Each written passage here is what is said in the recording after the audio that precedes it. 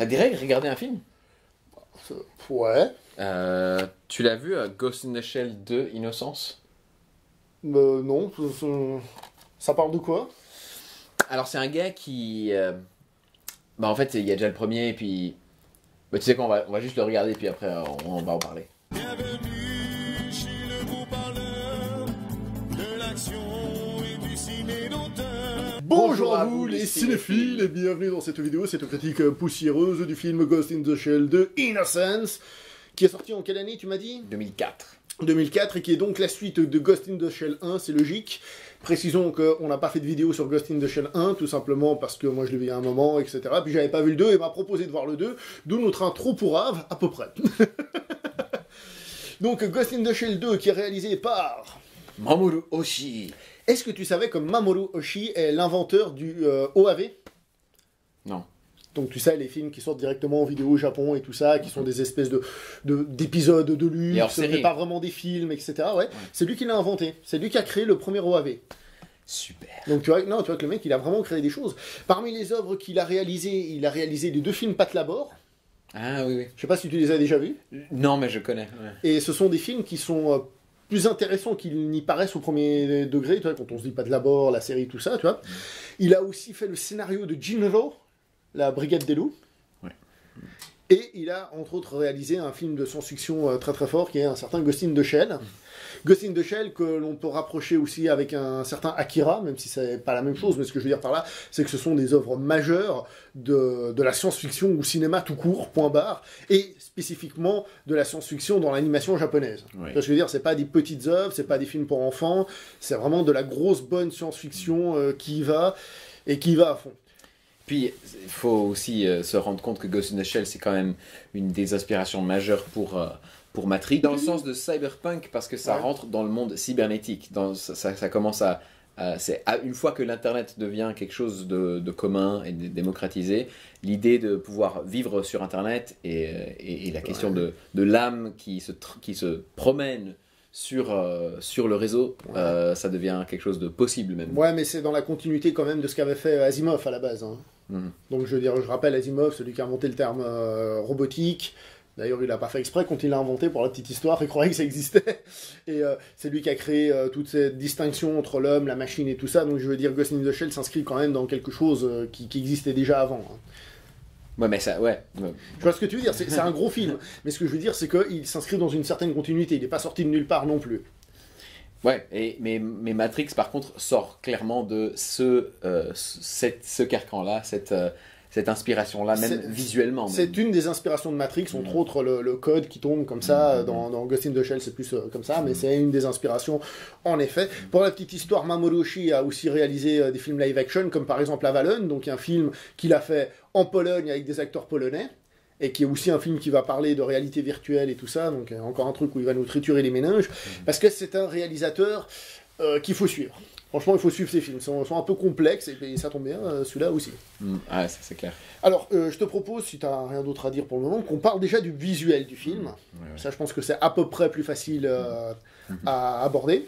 Moi, je trouve que le film est très intéressant, parce qu'il mélange un aspect très, comment dire, CGI, avec aussi un dessin classique. Et c'est un mélange qui parfois peut mal se marier, mais là, je trouve qu'il se marie hyper bien. Alors, on va pas se mentir, les CGI ont pris un petit coup de vieux, mais ça reste quand même très fort, hein. Évidemment, grâce à la mise en scène et tout ça, on va revenir dessus par la suite, mais ça reste quand même très beau, même si, évidemment, il y a une perte de qualité globale. Et l'animation classique, plus classique, est intéressante aussi, parce que, alors, ce sont des mouvements un peu saccadés, très animation japonaise, tu vois, mais je trouve que le tout donne un charme particulier, toi. Donc c'est pas parfait d'une certaine manière, comme tu le vois, mais je trouve qu'il y a vraiment quelque chose qui se dégage de ce mélange-là. Qu'est-ce que t'en penses?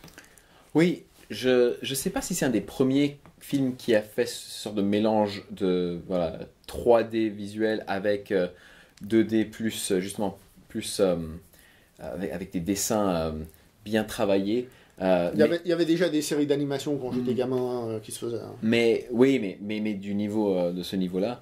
Mais c'est vrai que, comme tu dis, tout ce qui est l'animation graphique 3D a pris un coup, mais ça reste quand même très beau. Surtout certaines scènes sont juste spectaculaires et elles valent la peine. D'ailleurs, on avait vu dans l'interview avec le réalisateur qui a une des plus belles scènes, il a dit cette scène-là, elle a pris 1 an à être, à être produite, et en fait c'est une scène qui dure quelques minutes, ou même peut-être 1 minute, mais c'est spectaculaire.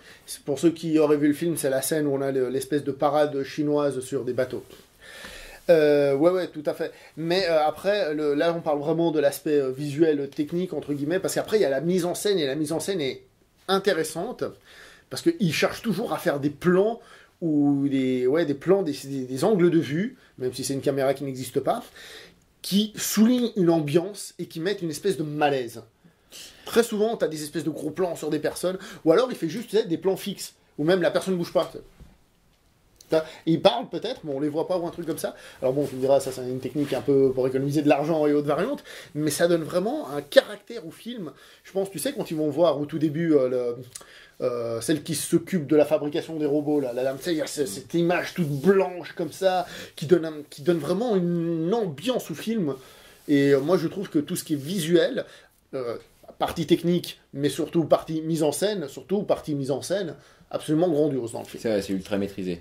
Je pense que pour moi, c'est impossible de parler que du visuel sans parler du reste. Donc, moi, je dirais, quand on va dans chaque scène, il y a une ambiance qui va avec, il y a un son qui va avec. Comme tu as dit, il y a des plans qui vont avec. Et c'est des films, on en parlait avant avec les potes avec qui on l'a vu, c'est des films où l'histoire est en fait une excuse pour faire un peu de la philosophie, pour avoir des réflexions, pour interagir avec le public. Et ces scènes, elles produisent un effet en nous, elles nous connectent avec le personnage principal ou les autres, les questions qu'ils se posent, les expressions qu'ils ont sur leur visage, ou le manque d'expression qu'ils ont. C'est un film qui communique énormément, même quand il n'y a pas de mots. Ouais. Et en même temps, il y a des dialogues, il faut vraiment s'accrocher. C'est un film à voir, je pense, plusieurs fois. Il faut s'accrocher au niveau des dialogues, mais il y a aussi des choses qui sont dites par le visuel. Et ça, qui viennent renforcer tout ça. Mais juste avant de parler de tout ça, même si tu as déjà évoqué, la musique du film, c'est pas une musique que j'écouterais dans la voiture comme ça pour l'écouter en tant que telle, mais dans le film, mon Dieu, ce qu'elle souligne l'atmosphère.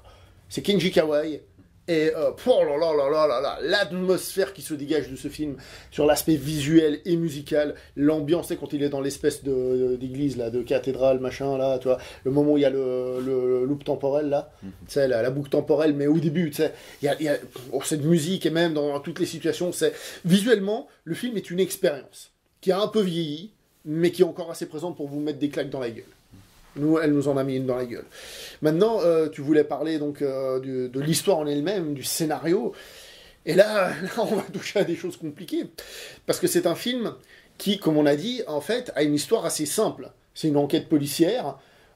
Et si vraiment on essaye d'enlever un peu tous les trucs là, de revenir à un truc un peu brut comme ça, l'enquête en elle-même, elle est assez simple, assez rapide. Voilà, oui, sortir des robots, machin. Hein.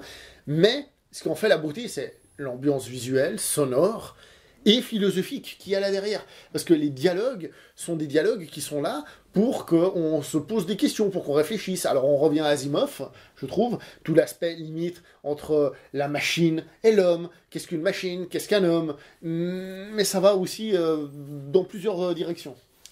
Je pense que c'est un film qui à part au niveau artistique, il est spectaculaire, mais qui a envie d'évoquer des questions philosophiques, spirituelles à ceux qui le regardent. C'est un film qui pose des questions comme tu disais, qu'est-ce qu'un être humain, et pourquoi est-ce qu'on aime créer des choses qui nous ressemblent, et aussi qu'est-ce qui nous rend humains.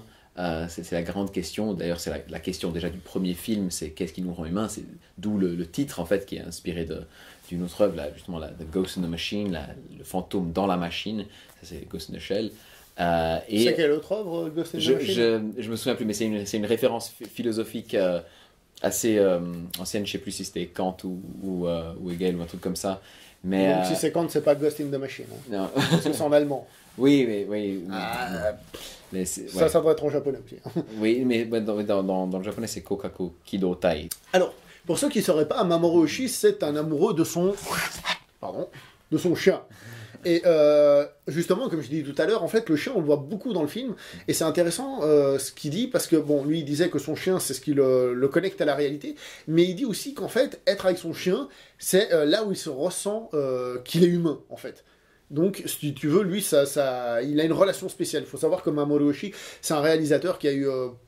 on va dire c'est pas le plus social, hein. À une époque, il expliquait qu'il restait tout le temps dans le métro, vous savez, la Yamanote Line, celle qui tourne en rond, là. Il restait dedans toute la journée, et il restait là-dedans, et puis il regardait les gens, en fait. C'est comme ça qu'il a appris beaucoup de choses sur les gens. Et donc, il y a ce rapport à ce chien, qu'on voit beaucoup dans le film, d'ailleurs, hein, beaucoup de chiens. Et d'ailleurs, les moments qui sont un peu détaillés, c'est quand il s'occupe de son chien, là, il y a des détails, il y a des trucs. Donc, il y a vraiment... un contact avec ce chien et une signification avec le chien dans le film, et il faut comprendre que ça le ramène à son humanité, même le moment du loop temporel, la solution passe par le chien, j'en dis pas plus, par là où il y a le chien. Oui. J'en dis pas plus. Oui. Mais... Il y a, pour moi, il y a l'intérêt de la relation avec l'animal et aussi de la relation avec les autres humains. Il en parle dans son interview aussi. Il dit, voilà, l'humain a besoin de relations, a besoin de communauté. Pourquoi tu parles de relations avec les animaux, toi? Quoi? Je sais pas, tu dis les humains ont besoin de relations et tu parles d'un chien. Vas-y, je t'écoute. Hein. Non, mais il parle de relations avec les autres humains. Mais ce qui est intéressant, c'est comme on a dit, c'est que finalement cette histoire est un véhicule et le film est un film sensoriel. Sensoriel, je vais revenir toujours sur la même chose, hein, c'est-à-dire le visuel, l'audio, et aussi sensoriel au niveau de ce qu'on va ressentir en nous à travers ces dialogues, à travers ces questions qui fait qu'on se pose. Donc déjà, c'est un film qu'il faut suivre attentivement, hein, on n'est pas... pour bien suivre, il faut bien lire les dialogues, les sous-titres, ou bien les écouter, vous voyez ce que je veux dire. Il faut vraiment être dans le truc, et se laisser porter par les sensations que l'on ressent dans le film, j'ai envie de dire. Plus que par l'histoire en mode, oui, alors c'est un flic qui enquête sur une série de meurtres, tu vois ce que je veux dire. Bah, si vous avez déjà vu le premier film, vous savez à quoi vous attendre, dans le sens que dans le premier film, l'histoire elle avance d'une façon très pas du tout conventionnelle en fait, et elle se termine de façon assez abrupte. Alors ici, heureusement, c'est pas comme ça, mais il va dans un sens, on s'attend pas de la direction dans laquelle il nous emporte, et c'est beau et c'est prenant. Et en même temps, ça demande beaucoup de réflexion. Et il y a plein de références littéraires, classiques. Qui sont citées ouvertement. Oui, qui sont citées, qui sont montrées. Il y a un mélange de toutes sortes de choses dans ce film, de culture. On a parlé d'une parade chinoise, il cite Milton, il cite la Bible, il cite sans doute aussi d'autres choses peut-être qui nous échappent aussi, qu'on le veuille ou non. On est des Européens qui regardent un film japonais, tu vois, qui lui-même s'inspire de différentes choses. D'ailleurs, en parlant d'inspiration, il s'en cache pas, et c'est assez évident, s'il faut comparer ce film à quelque chose, on est plutôt dans Blade Runner, hein, dans le même genre de truc. Hein. On sent le film noir, le film d'enquête policier, ou le détective solitaire avec son chien et tout ça. Et en même temps, c'est mélangé avec la réflexion cyberpunk et cybernétique. Blade Runner faisait déjà le coup du film noir dans la science-fiction, avec la différence. Donc on est un peu vraiment dans cette idée-là. Il s'en cache pas, hein, il le dit ouvertement. Hein. Et il parle aussi de 2001 l'Odyssée de l'espace. Alors 2001 l'Odyssée de l'espace, on en avait parlé en off. Pour moi, c'est plus une inspiration pour la fin du premier. Et je suis d'accord avec moi-même. Je déteste ce film, donc... Qu'est-ce que vous voulez que je dise? Bref, là c'est bien, tu vas avoir les likes de personnes qui n'aiment pas. Bref, qu'est-ce que je voulais dire? Donc oui, on est vraiment dans cette ambiance-là. Je me souviens qu'à l'époque de la sortie du film, il y avait quelqu'un qui me l'avait résumé les critiques, qui avait résumé les critiques qui étaient sorties, en disant que c'était un film duquel il manquait de l'action, trop de philosophie et trop de chiens. Mais en fait, ce qui était marrant, et c'est ce qu'avait dit la personne, c'est que ce que les gens dénonçaient comme une critique, nous on le voyait comme une qualité. Parce qu'on n'est pas face à un film d'action, il y a une ou deux scènes d'action, même on peut parler de la mise en scène des scènes d'action. C'est intéressant. Mais je veux dire, on n'est vraiment pas dans un truc grand public comme ça. C'est une œuvre qui demande un peu d'intérêt. C'est pas un truc hyper underground non plus, hein, on va pas se mentir. Hein. Je veux dire, dans le sens où c'est très beau visuellement, etc. Mais c'est pas une œuvre en mode popcorn, voilà quoi. Hein. On n'est pas là-dedans. Vite fait, les scènes de fight sont dans l'absolu pas bien filmées. J'attends la réaction. Je pense que je comprends ce que tu veux dire. On ne voit pas directement les coups et l'enclenchement du coup. La lisibilité des scènes n'est pas oufissime, mais le ressenti de la scène, sensoriel, il est oufissime. Moi, je trouve génial. Et le pire, c'est que si tu fais ces mêmes plans en live action, ça n'aurait pas la même impact. Hein. Ah, clairement pas. Ah, moi je te le dis, de la manière dont tu les ressens. Par exemple, bon, au début, c'est des coups de pied, il bloque, il y a le pied qui est là, tu vois. Il y a quelque chose, ou alors la fameuse scène où il se fait agresser le personnage principal. Hein, tu vois ce que je veux dire? Là aussi, on comprend pas forcément tout. Bon, après, en plus, il y a une raison scénaristique. Mais, je veux dire, il y a pas mal de... Enfin, il y a pas mal... Dans les quelques scènes, même la scène des Yakuza...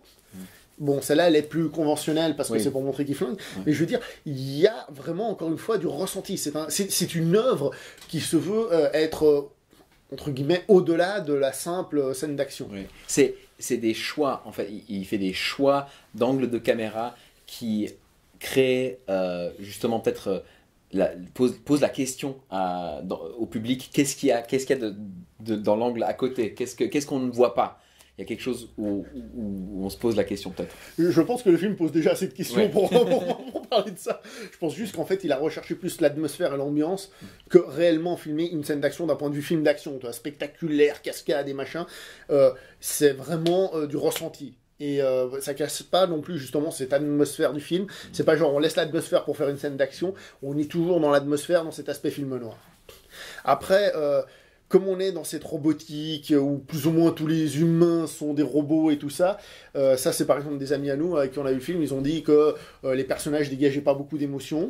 Le film peut être assez froid à ce niveau-là. Moi, je suis pas d'accord. Moi, je trouve que le personnage principal, qui est donc Bato, qui est le partenaire de Kusanagi dans le premier, qui a justement des yeux robotiques, donc on ne voit pas trop à travers ses yeux. Mais je trouve qu'il dégage, il a une présence. Il a un charisme. Et on sent aussi son émotion, mais dans ses non-dits. Oui, tout à fait, mais je peux comprendre ce qu'ils disent, parce que comme ça nous décrit un univers déshumanisé, c'est normal que ce soit déshumanisé. Et d'ailleurs, il y a 2 scènes du film où on voit des enfants, et ces enfants sont tout de suite beaucoup plus humains. Ça se sent, c'est de la façon de parler, pas leur forcément visage. Exactement, l'expression du visage, la façon de parler, c'est beaucoup plus humain. Et tu le ressens. Et ce qui est beau, c'est qu'en fait, tu l'oublies en regardant le film. Et quand tu arrives à une scène avec un enfant, tu fais « Ah ouais !» Tu sais ce que je veux dire? Absolument. Moi, je trouve ça simple, mais efficace. Et une des choses qu'a dit un des camarades avec lesquels on a vu le film, j'ai trouvé ça très intéressant, c'est qu'en... je sais plus si on l'a déjà dit d'ailleurs. Ouais, je pense qu'on l'a dit. C'est-à-dire que les personnages sont en train de nous parler à nous. Voilà, je sais plus si on l'a dit, c'est pas grave si jamais je le coupe au montage, que les personnages, en fait, comme ils se balancent des phrases un peu philosophiques et des réflexions, alors certes, ils parlent pour faire évoluer le truc, mais c'est vraiment plus une interaction avec le spectateur que réellement un film qui se veut, entre guillemets, réaliste dans le futur où les gens parleraient entre eux. Ils nous posent des questions à nous avec le visuel, et dans les dialogues, quand ils balancent une phrase un peu cool, une citation, machin, certes, ça peut le faire dans le film, mais c'est aussi par rapport au spectateur. Oui, les personnes ne se parle pas comme ça dans la réalité. C'est un peu comme dans le premier. Il y a ces scènes où, juste la première scène où les 2 personnages principaux, ils rentrent dans un ascenseur et le réalisateur, il adore ces moments-là où il peut les mettre dans un ascenseur où ils vont avoir une petite conversation philosophique sur qu'est-ce que l'existence, et après ils vont sortir et avoir une discussion avec le docteur scientifique qui va aussi balancer toutes ces idées. Et après ils vont parler du fait que cette dame est un peu folle. Parce que le film, on le répète, c'est des questions existentielles en fait, sur l'humanité, la différence, la machine, l'homme, mais aussi ce que c'est que de vivre. Au bout d'un moment, il pose la question, qu'est-ce que c'est que la vie? Qu'est-ce que c'est qu'avoir vécu? Ça part du transhumanisme aussi, et bien avant qu'on en parle comme on entend parler beaucoup aujourd'hui, cette question de voilà, je me suis cassé le bras, je le remplace par un autre bras, mon œil, je sais pas, je suis devenu aveugle, je remplace mes yeux. Finalement, tous ces flics deviennent robotisés. Et la question, c'est voilà, jusqu'à quel point est-ce que tu es encore un être humain, et est-ce que tu peux même tuer quelqu'un si toutes ces parties sont remplacées. Et c'est des questions très intéressantes. Et pour rebondir sur cette idée que les scènes créent l'ambiance visuelle peut-être de l'état d'âme des personnages ou de l'endroit où ils sont en train d'aller, il y a un moment où ils vont dans cette ville différente, et en fait c'est tout un peu enflammé, on dirait comme si c'était des flammes, la lumière du soleil crée ces flammes avec ces bâtiments qui sortent un peu des flammes, Et c'est là que, un des personnages fait une référence au Paradis perdu de Milton. Et je me souviens parce que j'avais vu ce film à l'époque quand j'étudiais j'étudiais cette œuvre. Et c'est en train de parler du moment où Satan est en train de construire son palais en enfer. Et donc, c'est un film que, une fois que tu l'as vu, il faut que tu ailles aller chercher des références et comprendre de quoi c'est en train de parler. Ouais, donc ça veut dire qu'après, quand ils sont dans le truc, ils sont dans le château de Satan, et l'Akumajo. Non, là je fais référence à Castlevania qui en gros s'appelle Akumajo Dracula, je crois. Donc le château maudit de Dracula. Bon, bref. Voilà. C'était la petite parenthèse dont on s'en fout. Mais ouais. Et pour le reste, en fait, tout est là. Juste un petit conseil. Regardez le premier film avant de regarder le deuxième. Ça peut paraître bête, mais regardez-le. Hein, je pense que c'est primordial. Et laissez-vous emporter par le film. Parce qu'il essaye de vous raconter, laissez-vous séduire, soyez ouverts à la séduction ce soir-là, écoutez ce qu'il vous dit, regardez ce qu'il vous montre, vous verrez qu'il est beau et intéressant, et c'est déjà bien assez. Voilà, je fais une petite joke pour un de nos camarades qui se reconnaîtra. C'est pas moi en tout cas. Non. Est-ce que tu as quelque chose à dire, un autre Ouais, non, moi je trouve ce film un chef-d'œuvre. Je le préfère au premier pour ceux qui aiment le premier. Parce que déjà il y a un peu plus d'action que dans le premier, je dirais. Mais ouais, et c'est vraiment un beau film. Mais c'est pas des films à voir pour l'action, hein. Il y en a très peu. On a parlé de scènes d'action, on a allez 2, 3 à tout casser, ouais. C'est des petites. Hein. Non, c'est clair. Si vous êtes, si ça vous intéresse pas, tout ce qui est philosophique, tout ça, vous n'allez pas aimer ce film. Exactement. C'est un film qu'il faut regarder en se disant ce soir je vais regarder un gros film. Pas forcément un gros film en mode un grand film de l'histoire, hein, ça après c'est chacun son interprétation et tout ça. Mais là je vais regarder un gros film, c'est pas le petit film de divertissement cette fois. Voilà. C'est tout ? Ouais. Alors moi je pense que le film il pose beaucoup de questions. Moi je propose qu'on simplifie, on arrête de poser des questions, on donne des ordres, genre abonne-toi, like, partage. Hein ? Ça te va ça ? C'est simple. Oui, très bien. Voilà. Ok. Allez, ciao tout le monde.